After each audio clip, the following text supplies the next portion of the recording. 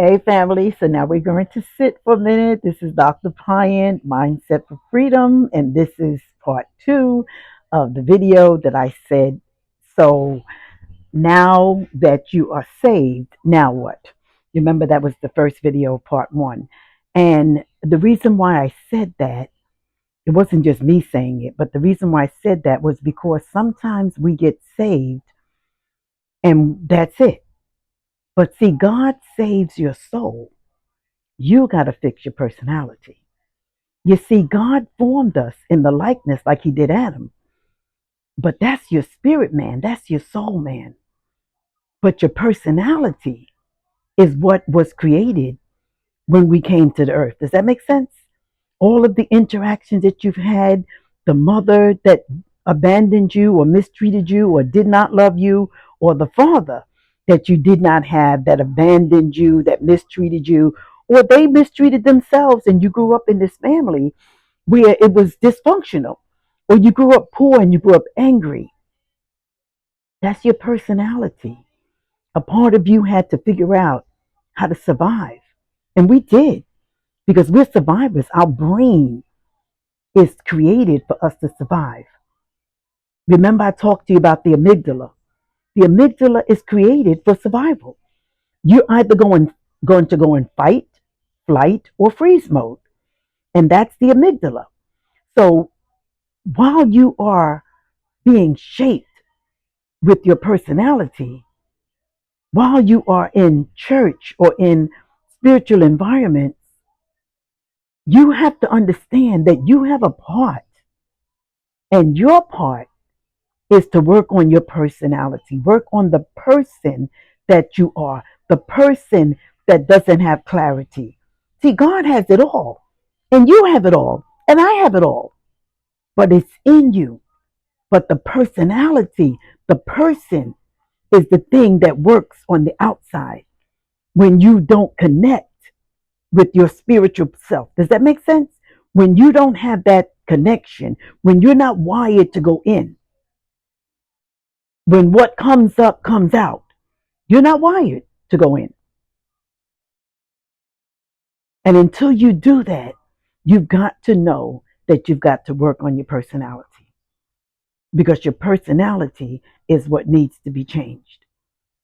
And you work on your personality by understanding your emotions. Understand why you do what you do.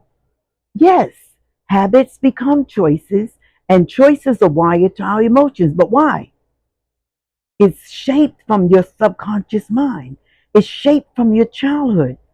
It's shaped from your belief systems that we've all created as to why we do what we do.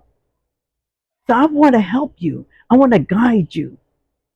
I'm here for you because it's what I do and it's what I love to do. I'm here for you to lead you and guide you into all truths, that they would say, about how to rewire your personality. You've learned how to be saved. You've learned how to be spiritual. You've learned how to act in church. But what happens when you leave out of the church? What happens on a Wednesday? What happens when trouble comes your way? So until you can learn how this mind works, how to engineer your mind, how to get your prefrontal cortex back online, this is where you think, your thinking brain. But if you got too much cortisol going on in that hippocampus, I told you I studied the brain, I studied the mind, because I needed to have tools to come to help God's people. See, God did it for me without me even knowing what was going on in my brain. But then I asked, what happened? Why did I have this trauma? Why did I have this inability not to feel love? Not to feel loved? Why was that? Why am, I can love you, but I did not know how to let you love me. Does that make sense? And it came from the trauma that shaped my personality, the person that I became.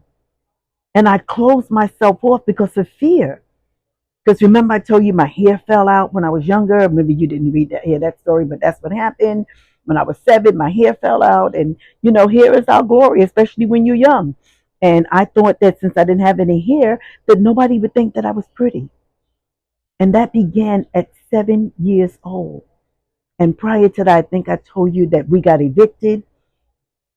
So I had that loss with me, that fear, that loss of everything. Now what? We have nothing. What do you do? Who do you talk to? There's nobody to talk to. You're not talking to your mother or your father about all your stuff is on the street. They ain't got time for that. They trying to help you survive.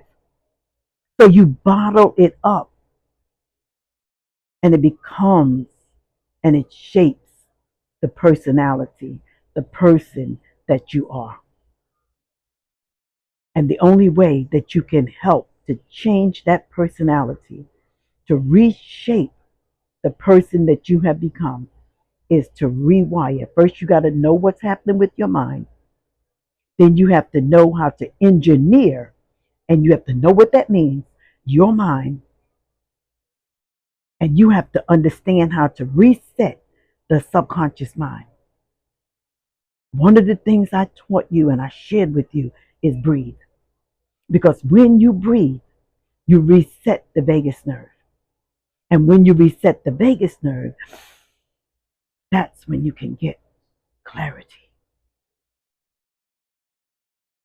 So if you're ready to renew your mind, to rewire your mind, hit me up, as they would say, at mindsetforfreedom/drpyant.com. I forgot what it was, right? And I will definitely be there to serve you. I love you so much.